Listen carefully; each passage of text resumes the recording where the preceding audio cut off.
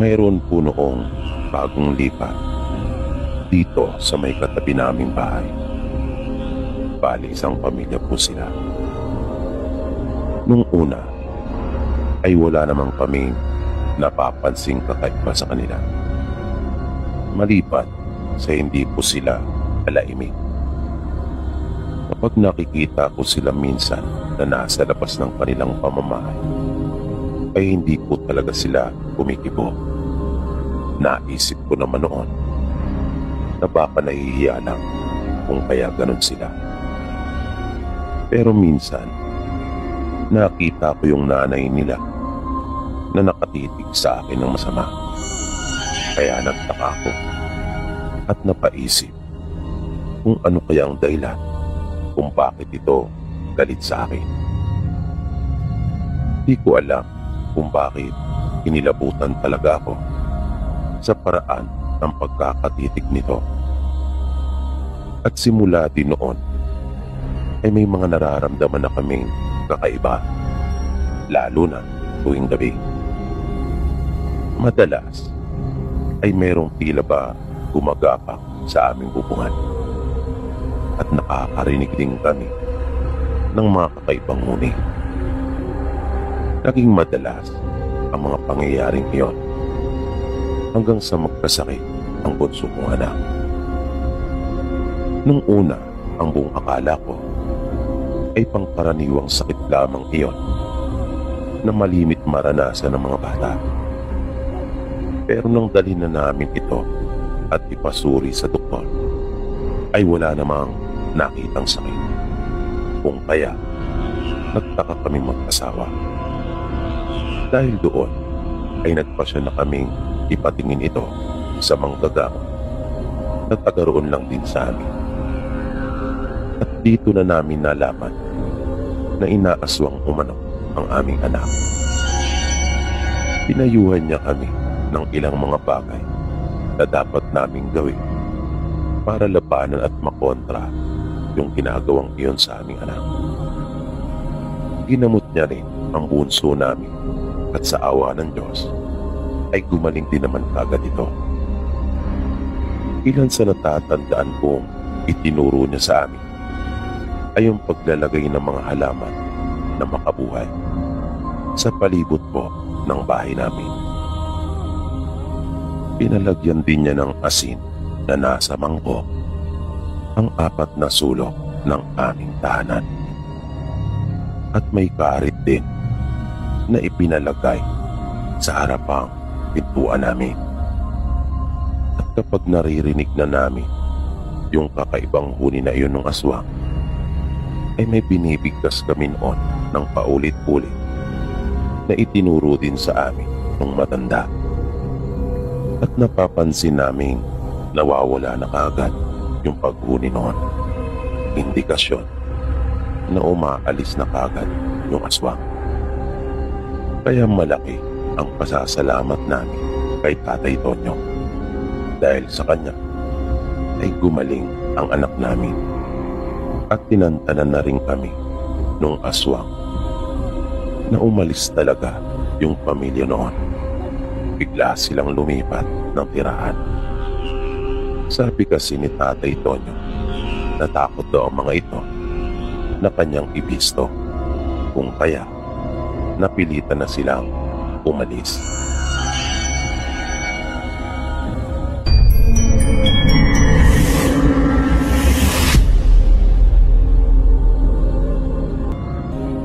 Nakakatakot po at talagang masasabi kong kakaiba yung kanyang naging karanasan. Tanod po siya noon doon sa aming lugar sa probinsya at mayroon siyang matinding karanasan pagdating po sa aswang. Nababalita na po noon sa lugar namin ang tungkol sa mga aswang at pinaniniwalaan po talaga ito ng mga tao doon sa amin dahil na rin sa mga totoong karanasan ng ilan naming panayon. Minsan, habang kumakain kami ng hapunan, ay bigla na lang kaming nakarinig ng mga malalakas na tinig sa labas ng aming bahay at tinatawag ang tatay namin. Sininong Arvin namin iyon at may kasama pa itong isa. Nalaman namin na mayroon palang humingi sa kanila ng tulong at kanilang pupuntahan. Kaya hindi na noon tinapos pa ni tatay yung kanyang pagkain at sumama na kaagad kanila ninong Arvin. Kwento ni tatay, nagmamadali silang tatlo na pinuntahan yung bahay ng lalaki na kasama nila na siyang nanghihingi ng tulong. Nalaman ng tatay ko nung huli na kamag-anak pala ito ni Ninong Arvin at taga-ibang bayan siya. Bali nagmotor sila papunta dun sa bahay nung kamag-anak na iyon ni Ninong Arvin. Si tatay lang mag-isa ang nakasakay sa kanyang motor, habang si Ninong naman ay umangkas na muna sa kanyang kamag-anak. Sabi ni tatay, ramdam niya yung matinding pag-aalala doon sa lalaki. At panay daw ang sabi nito kay Ninong Arvin habang naglalakad na sila papunta doon sa bahay niya. Dahil patas iyon at hindi kaya ng motor. Sabi nito na si Ninong Arvin daw ang napili niyang hinga ng tulong dahil sa mapagkakatiwalaan ito. At alam niyang siya ay maiintindihan. Nung mga sandaling iyon ay hindi talaga alam ni tatay kung ano ba yung gagawin nila o kung ano bang sitwasyon yung kanilang re-respondihan. Sumusunod lang naman daw siya sa kumpare niya at kamag-anak nito, pero naka-alerto siya. Nang masapit na nila ang bahay ay hindi daw malaman ni tatay kung bakit bigla siyang ginutuban ng masama. At ang lakas ng pagkalabog ng dibdib niya, lalo na nang makapasok na sila sa mismong loob. Niyaya sila ng lalaki na dumiretso sa isang kwarto. Naroon ang ilan pa nilang mga kaanak.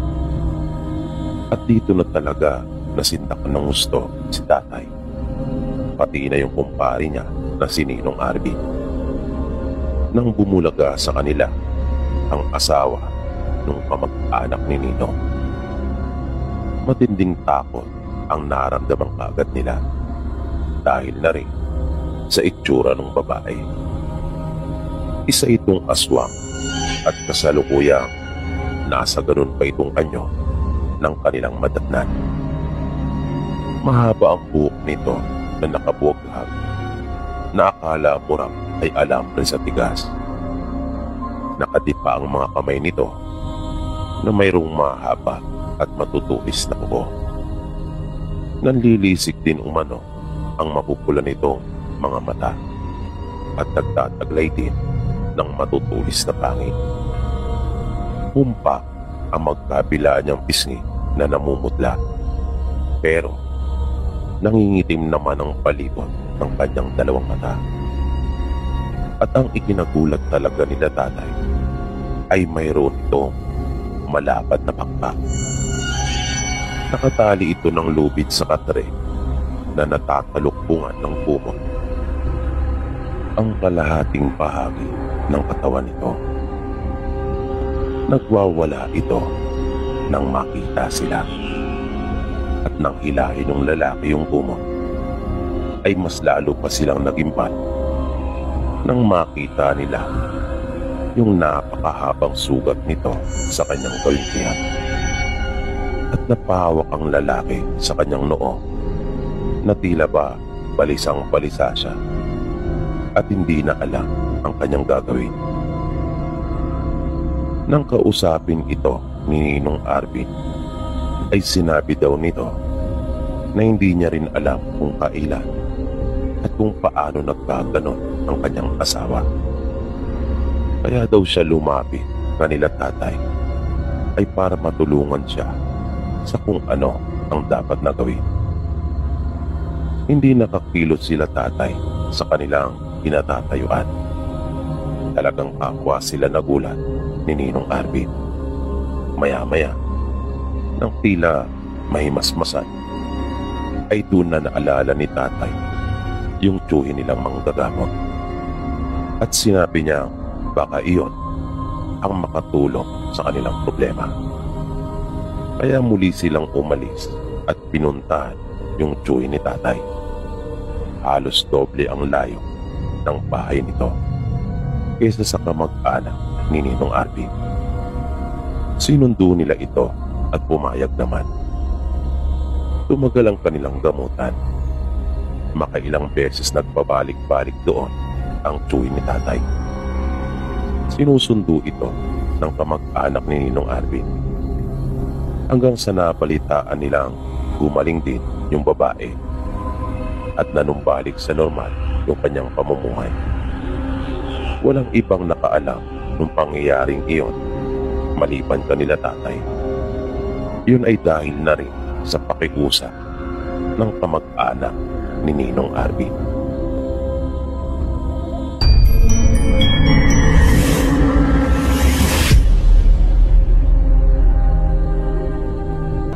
Isa po akong security guard at nais ko pong ibahagi sa inyo yung ilan kong naging karanasan sa akin pong trabaho.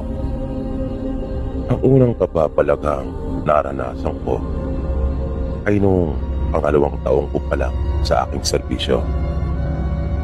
Bali malawak po yung compound na binabantayan ko noon at lagi po akong panggabi. Minsan, habang umiikot ako, ay bigla akong natigilan nang makakita ako ng isang lalaki na nakatalikod. Nakaparong ito at hindi gumagalaw, kung kaya nagtaka ako. Nang akin na itong sisitahin, ay bigla na lamang itong naglaho. Hindi talaga ako makapaniwala sa aking nakita. Bigla na lang iyong nawala. Minsan naman, hindi ko na malaya ang sarili ko na nakaitip na pala. Bigla na lang akong nagising nang maramdaman kong parang may humaplos sa pisngi ko. Ang lamig noon, kung kaya napaiktat talaga ako sa aking pagkakaupo. Kaya ang ginawa ko ay nagtimpla na lang ako ng kape para labanan ko yung antok. Nag-alala din kasi ako, kung kaya sinikap ko talagang wag nang makatulog ulit. Nang malipat ako ng destino ay natuwa ako dahil sa wakas ay makakaiwas na ako sa mga pagpaparamdam sa dati kong pinapasukan. Pero nagkamali pala ako dahil parang sinusundan yata ako ng mga masasamang espiritu na yung nilipatan ko ay parang mas malala pa kaysa dun sa aking pinanggalingan. Dahil kahit anong pilit kong gawin na labanan yung antok, ay talagang nakakatulog ako. Hindi ko talaga maintindihan noong mga panahong iyon kung bakit ganon. Pakiramdam ko ay may kung anong masamang kapangyarihan na gumagawa noon para lagi akong antukin at makatulog. At kapag nakatulog na ako, lagi kong napapanaginipan yung mismong lugar na binabantayan ko. At nagpapakita din doon sa panaginip ko ang isang babae na nakasuot ng puting-puti. At bigla na lang akong magigising na para bang totoo talaga yung panaginip ko dahil may nararamdaman ako humahawak sa akin. At madalas din ako nakakarinig noon ng iyak ng isang babae. Nakakakilabot iyon. Minsan naman ay may bigla na lang akong maaalinagan na biglang may dumaan. Pero pag susuriin ko na iyon ay wala naman akong makikita. At ang isang pinaka nakakatakot kong karanasan doon ay nung makakita ako ng isang lalaking walang ulo. Na ang posisyon nito ay nakadungaw sa may barandilya at tila pa nakatitig sa akin. Talagang doon ako nakaramdam ng matinding takot sa buong buhay ko. Hindi ako matatakotin na tao, pero noong sandaling iyon ay talagang nanlamig ang buong katawan ko. Nagkasakit pa nga ako noon at hindi nakapasok ng ilang araw.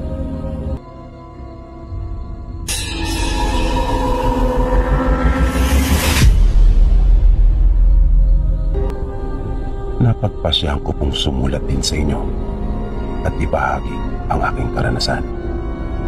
Isang kababalaghang nangyari sa aking buhay na hindi ko po makakalimutan. Tawagin niyo na lang po ako sa pangalang Marie. Nangyari po itong karanasan ko nung ako'y mga 13 anyos pa lamang. Bali, 2 na ang kapatid ko noon. Ako po kasi ang panganay. Ang sumunod sa akin ay 10 taong gulang, habang yung bunso naman namin ay 5 taon pa lang. At dahil sa ako ang panganay, kung kaya ako ang siyang naaasahan ng nanay ko sa mga gawaing bahay. Ang tatay kasi namin noon ay nagtatrabaho sa Batangas bilang isang karpintero, kaya kami lang lagi ang nasa bahay. Minsan, ang mga alauna pasado ng tanghali ay may dumaan sa bahay namin na sa tingin ko ay mag-asawa. Nanawag sila at nagsabing makikiraan lang.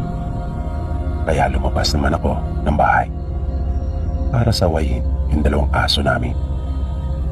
Pagkakita nila sa akin ay narinig kong nagtanong yung babae kung nasaan daw ang mga magulang namin. Inisip ko namang pabalat lamang iyon. Karaniwang pagtatanong lang na wala namang ibang dahilan. Kaya sumagot naman ako at sinabi kong wala at kami lamang magkakapatid ang nasa bahay. Nakiusap sila na kung maaari pa raw silang makiinom dahil sa mukha naman silang mabait. Kaya wala naman akong nakitang masama na hindi pagbigyan ang pakiusap nila. At saka naawa din ako sa kanila dahil sa mukhang malayo na ang kanilang nilakad. Bago ako tumalikod sa kanila para kumuha ng tubig, ay nakita kong papasok na sila ng aming bakuran. Kasalukuyan namang naglalaro noon ang 2 kong kapatid sa loob ng bahay. Naglabas ako ng isang pitcher ng tubig at baso. Nang makainom ay panayang pagpapasalamat nila sa akin at napatid daw ang kanilang uhaw. Pagkatapos noon ay lumabas na sila sa aming bakuran at nagpaalam na. Sinabi nilang sila ay tutuloy na. Kinagabihan nung araw ding iyon, pagkatapos naming kumain, habang tinutulungan ko si nanay sa pagliligpit sa kusina, ay narinig naming nagkahulang bigla ang aming mga alagang aso. Kaya agad kaming napasilip kung sino ang dumating. Pero wala namang kaming nakita. Ang naaninagan lang namin ay yung 2 naming aso na may kinakahulan sa di kalayuan. Nasabi naman ni nanay na baka may bayawak o di kay sawang nakita yung mga aso namin at iyon ang kanilang kinakahulan. Pero pagkatapos namin makapagligpit na sa kusina, ay may narinig kami ni nanay na kakaibang huni. Kinabahan ako dahil sa pamilyar ako sa huni na iyon. Nang mga sandaling iyon ay napansin namin hindi na kumakaul pa ang aming mga alagang aso. At tulog na rin noong mga pagkakataon na iyon ang 2 kong kapatid. Dahan-dahang lumapit si nanay doon sa may pinto at isinarang mabuti iyon. Pumasok na kami sa silid. Nagpasya na kaming tabihan ng aking mga kapatid. Kaya doon na rin si nanay natulog sa kwarto namin. Nanatili lang kaming tahimik hanggang sa biglang lumundo yung bubungan namin. Nahalatang may mabigat na tumuntong doon. Kaya halos sabay pa kami napatingin doon ni nanay. At naramdaman naming dahan-dahang gumagalaw yung nasa itaas. Nakita kong biglang tumayo si nanay at kinuha yung kawayan na ipinapangtungkod doon sa bintana. Matulis ang dulo noon, ngunit hindi sapat ang kanyang haba para umabot hanggang sa aming bubong. Naisip kong iyon marahil ang gagamitin ni nanay na kanyang armas kung sakaling pumasok ang aswang sa loob ng bahay namin. Pagkatapos noon ay ako naman ang tumayo at kinuha kong itak ni tatay. Pero hinayaan ko lang iyon na nakasuksok sa kanyang lalagyan. Pagbalik ko sa silid ay biglang nagsalita na si nanay sa malakas na tinig na sinasabi niyang kanyang nakikilala yung aswang. Sinabi pa niya na hindi kami natatakot dito. Pero patuloy naming nararamdaman iyon na nasa aming bubong. Makaraan ng ilang sandali ay bigla ko na lamang nararamdaman na sumakit ang aking sikmura, na napakasakit talaga noon at halos pamilipit na ako. Kinuha ni nanay yung kanyang pampahid at pinahiran ako. Mabilis na uminit iyon pero nagpatuloy ang sakit. Kaya muling nagsalita si nanay at kanyang pinagmumura yung aswang na naroon pa rin sa aming bubong. Kanya pa nga yung pinagbantaan na kapag may nangyari umano sa aking masama ay kanya itong susugurin sa bahay. Habang lumilipas ang bawat minuto ay mas tumitindi pa yung kirot na nararamdaman ko, hanggang sa nagulat na lamang ako nang sa pagmulat ng mga mata ko ay nakita ko yung mag-asawa na nakiinom sa akin ng tubig at naroon na sa tabi ko. Pagbaling ko ng tingin ay nakita kong naroon din ang nanay ko at yung dalawa kong kapatid. Umaga na pala. Sa sobrang sakit pala na naramdaman ko noong nagdaang gabi ay nawalan na ako ng malay. Sinabi sa akin ni nanay na yung mag-asawa umano ang gumamot sa akin. Nang buong akala ko pa naman ay sila yung umaaswang sa akin. Nagkamali pala ako ng hinala. Sabi ni nanay, naggawa rin umano na mag-asawa na mapalayas yung aswang noong nagdaang gabi. Bago pa sila umalis, ay binigyan nila ako ng pangontra para sa mga kulap at gayon din sa mga aswang. Binigyan din nila si nanay ng langis at doon pa nga sila sa amin na nanghalian noon at tapo na sila nang sa amin ay magpaalam. Panay pagpapasalamat namin sa kanila ni nanay. Nang umidad naman ako ng 17 ay napapasok ako bilang isang kasambahay doon malapit sa bayan. Natatandaan ko pa nga ang sweldo ko noon ay 1,200 lamang kada buwan. Umayag na rin ako dahil sa naisip kong makakatulong na rin yun ng malaki sa amin. Pagkat kung aasahan lang kasi ang kinikita ni tatay noon ay kulang talaga.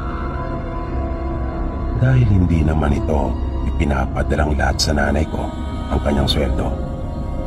Umiinom kasi ito ng alak at kung minsan pa nga ay nagbibiraos pa, sabi na rin ng kanyang mga katrabaho na taga-roon din sa amin.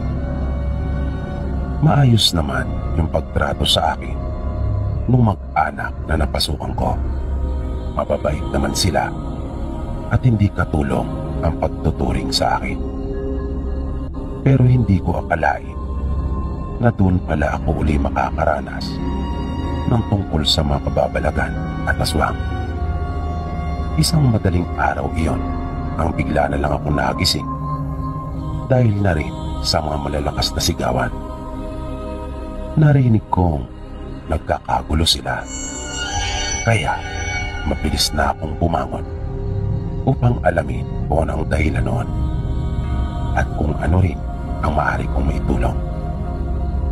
Naabutan ko silang nasa silid ng aking mga amo na kanilang pinipigilan ang kanilang mama habang nagwawala na nakahiga.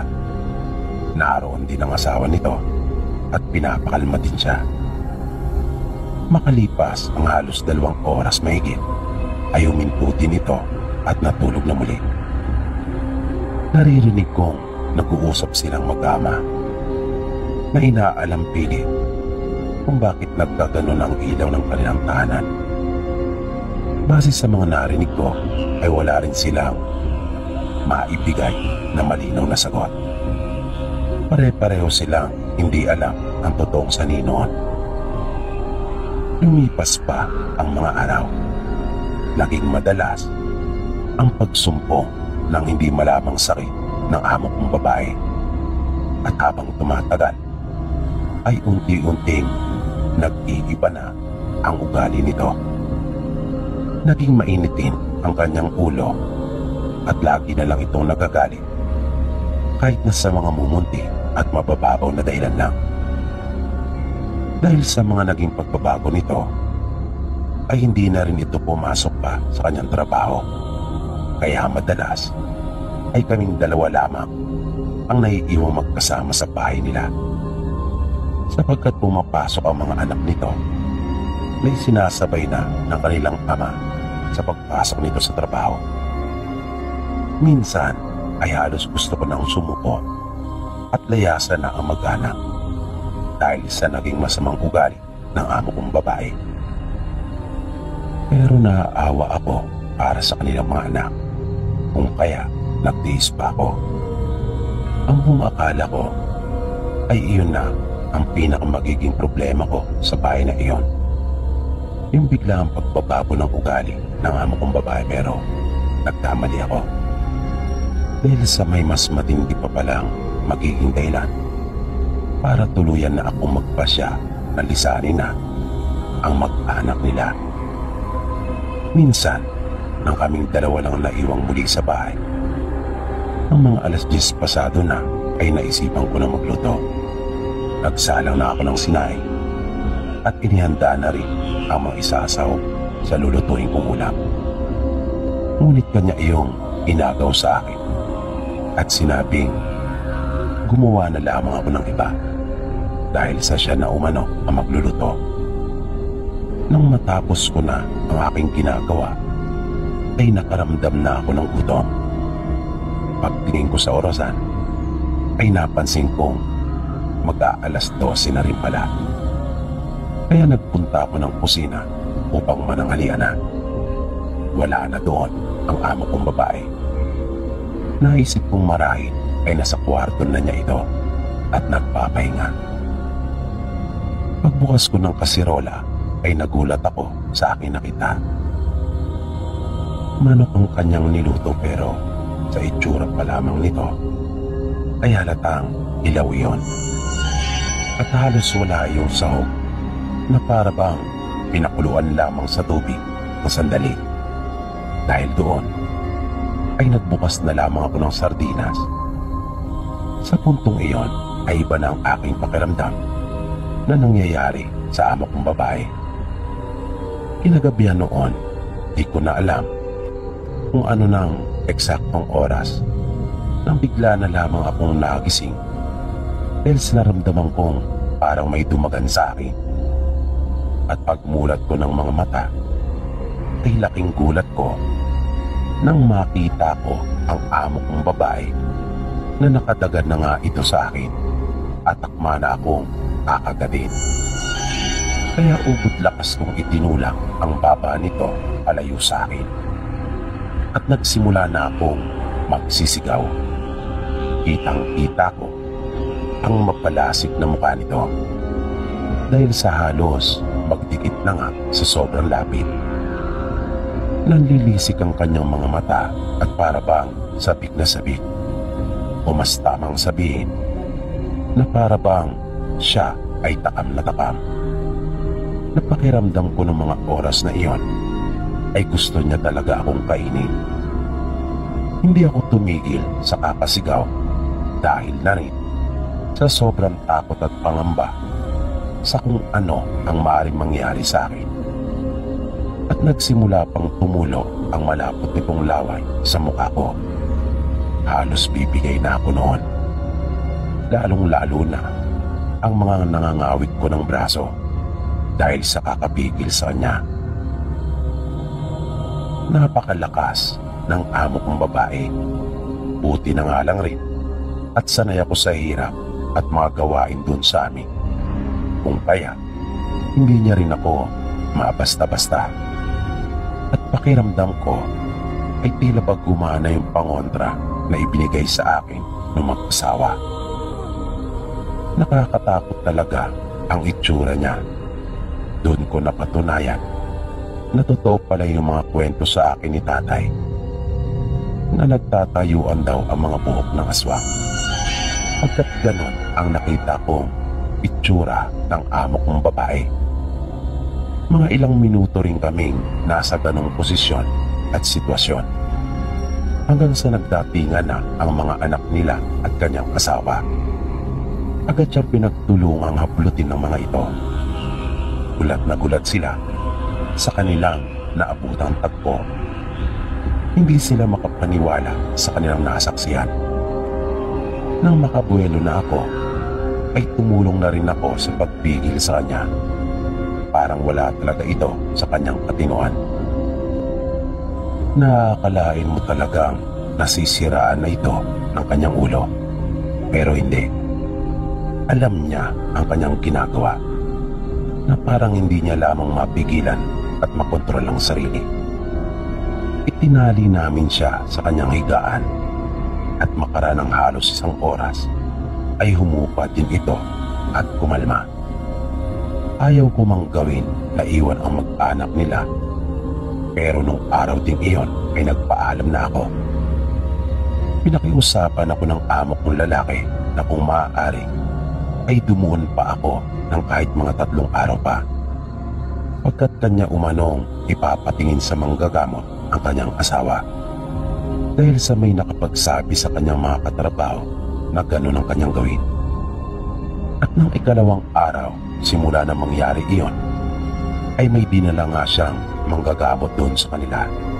At nagulat pa ako at nasabing napakaliit talaga ng mundo.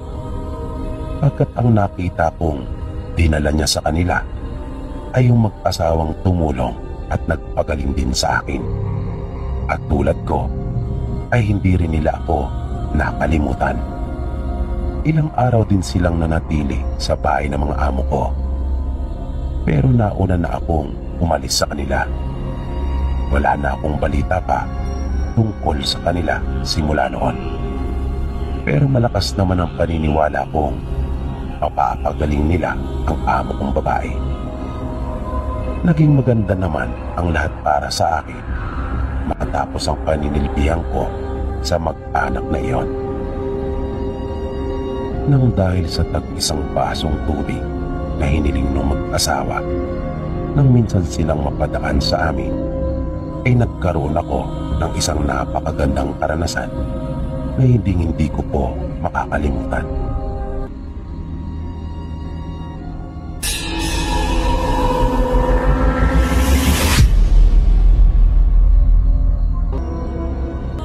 Disisyete anyos siya na mangyari ito.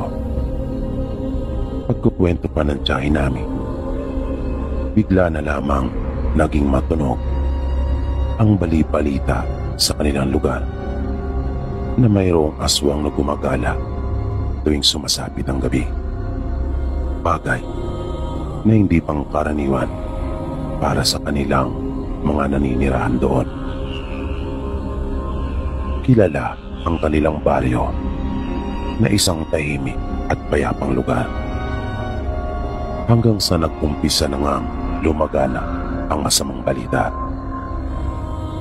Nangyari ito ng isa sa kanilang kanayon, ang sinasabing hinabol ng aswang nang minsang pauwi sa kanila mula sa isang kasiyahan. At iyon nga ay naging usap-usapan na doon sa kanila. Ayon pa sa mga kwentong pumalat noon, Nakita ng kanilang kanayon ang isang tao na nasa may gilid ng daan at tila ba isang aso na nakaabang doon. At dahil sa nakainom ang kanilang kanayon, kung kaya lakas loob itong dumiretso at kanya lamang binaliwala iyon, na hindi naman niya naisip na isa pala iyong panganib para sa kanyang buhay. At laking gulat na lamang nito nang bigla siyang sunggaban noon.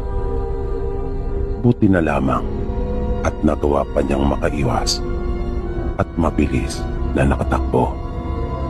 Dahil sa pangyayaring iyon ay iniwasan na ng mga tao sa kanilang nayon na maglakad pa tuwing gabi.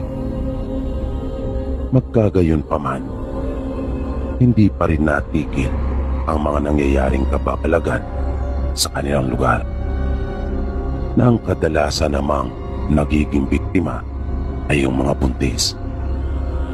Marami sa kanilang mga kanayon noon ang nakunan. May mga pagkakataon ding may mga kababaryo sila ang bigla na lamang nagkakasakit at kalaunan ay namamatay. Kaya kahit pa iniiwasan nilang lumabas ng kani-kanilang bahay ng mga alanganing oras, ay hindi pa rin sila ligtas sa panganib na dulot ng napapabalitang aswang sa kanila. Hanggang sa maranasan mismo ng tiyahin namin at ng kanilang pamilya yung nakakakilabot na bangis ng aswang. Kwento niya sa amin, patulog na sila noong mga sandaling iyon at kasalukuyan na silang mga nakahiga nang magsimulang maging maligali yung kanilang mga alagang aso. Nang mapansin ng tiyahin namin yon, ay kinilabutan na siya kaagad at kinutuban na ng hindi maganda. Narinig niya ang kanilang mga magulang na bumangon at inutusan silang kumuha ng mga bagakay na kanilang pinatulis. Dali-dali naman silang sumunod na magkakapatid. Nilagyan din nila ng walis ang kanilang mga tarangkahan at siniguradong mga nakasara iyong mabuti. Hanggang sa makarinig na sila ng mga kakaibang huni mula sa labas ng kanilang bahay. Kung kaya, mas lalo pang tumibay yung kutob nilang sila na ang punteriya ng aswang.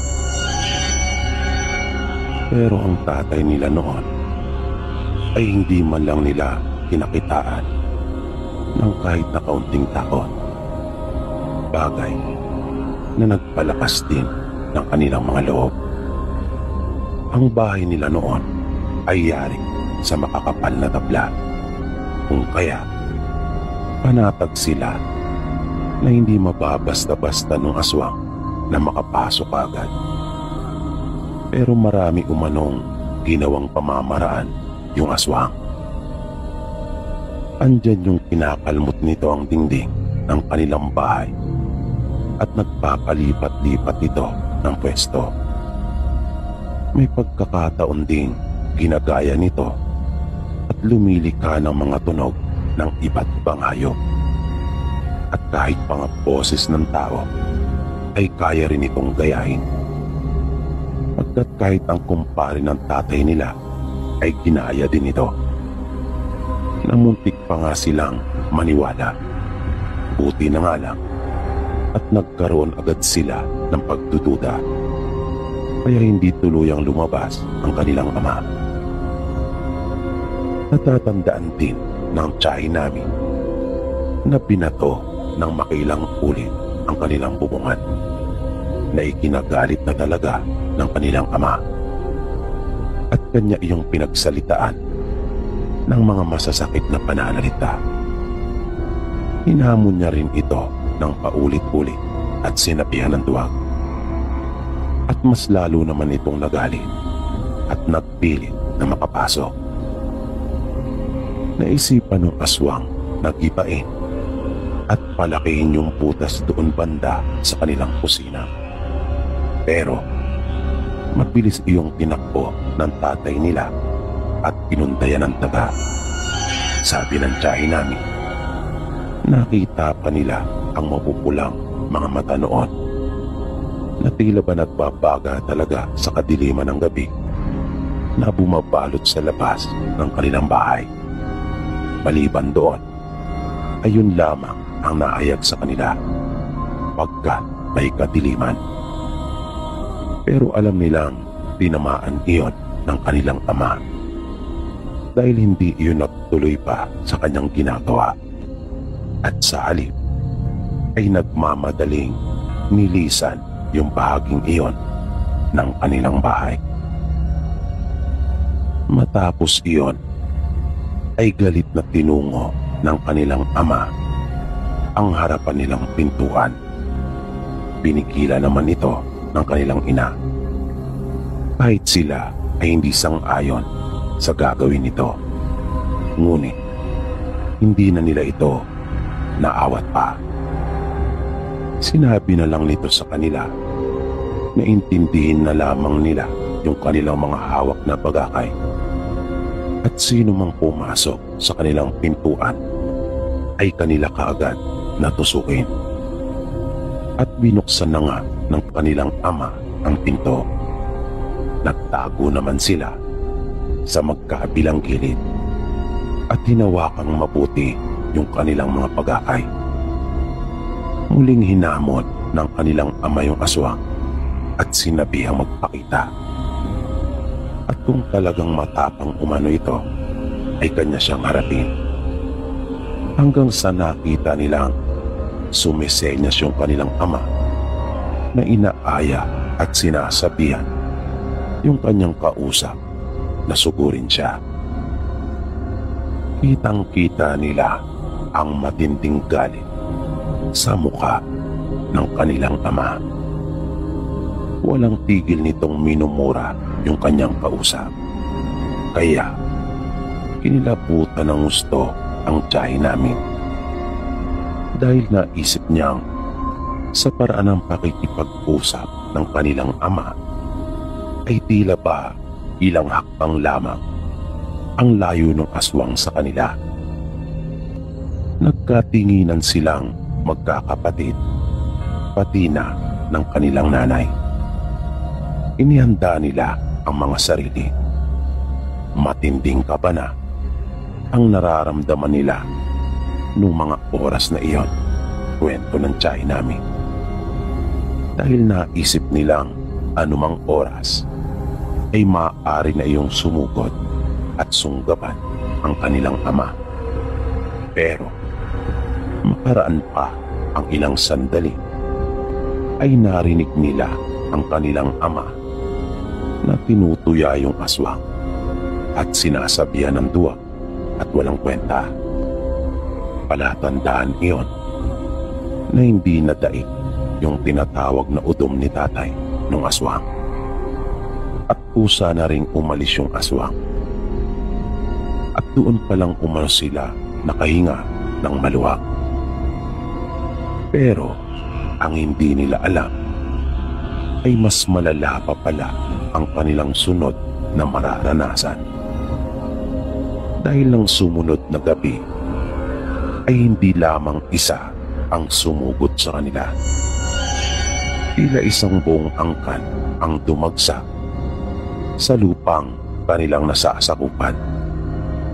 Nasabi pa nga ng tiyahin namin, aakalain mo raw talaga na sila ay magpapaani. Pagkat hindi bababa sa 15 ang bilang ng mga ito na nakasuot ng karaniwang kasuotan na ginagamit noon sa pag-aani. Buti na lamang at naipamalita nila sa kanilang mga kanayon ang ukol sa nangyari noong nagdaang gabi. Kung kaya may ilan silang mga kamag-anak at kaibigan na naroon sa kanilang bahay nung mga oras na iyon. Katatapos lang nilang maghapunan nang dumating ang mga ito at kasalukuyan nagtatagay ang tatay nila.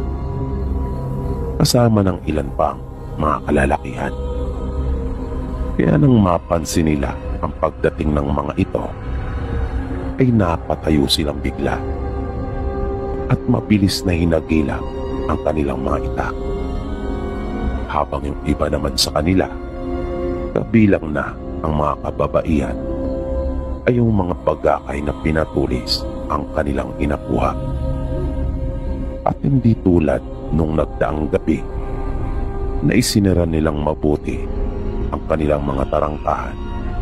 Sila ay lumabas, hawak na ang kanilang mga bagong hasa na itak at mahabang kawayan.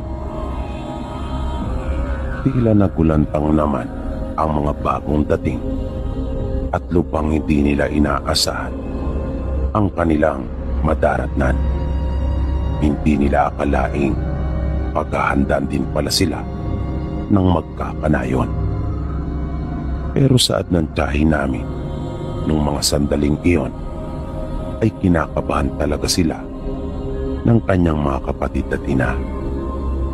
Gayon din ng iba pang mga kababaihang naroon noong mga sandaling iyon. Pero pilit nilang pinaglabanan at nakaramdam sila ng lakas ng loob at seguridad. Dahil na rin sa tapang na ipinakita ng mga kalalakihang nangunguna. Sabi pa nga ng tiyahin namin, iba daw talaga kapag nagkakaisa, na kahit pa matinding takot ay kayang-kayang mapagtagumpayan. Noong mga pagkakataon na iyon, ay wala umanong nangyaring pag-uusap. Tanging pagpapakiramdaman lamang umano, na tila ba naghihintay kung sino ang unang gagawa ng hakbang. Pag-aamin pa ng tiyahin namin, nakakatakot daw talaga yung mga ayos at itsura nila. Pero paglilinaw niya, mga nasaan yung tao naman silang lahat. Yun nga lang, kakaiba talaga yung pagkamabalasik ng kanilang mga mukha at kapansin-pansin din yung bahagyang pagbabago ng mga iyon. At may hawak-hawak din ang iba sa kanila na mga itak. Makalipas ang ilan pang minutong pagpapakiramdaman, ay nakita na lang nilang unti-unti nang umatras at nag-alisan ang mga ito. Bagay na ikinatuwa naman umano ng tiyahin namin at ng iba pang naroon.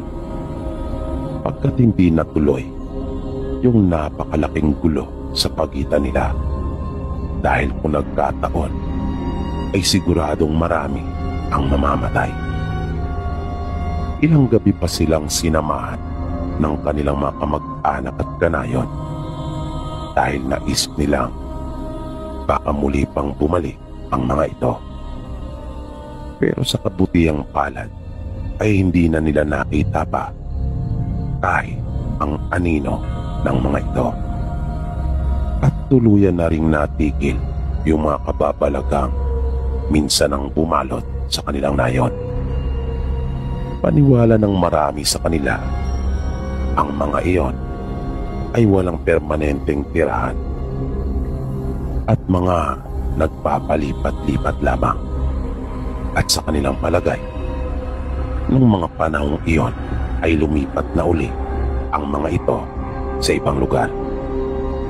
Dahil sa natigil na yung mga biglaang pagkakasakit at pagkamatay sa kanilang baryo. Ganon din yung malimit na pagkakunan ng mga buntis sa kanilang nayon.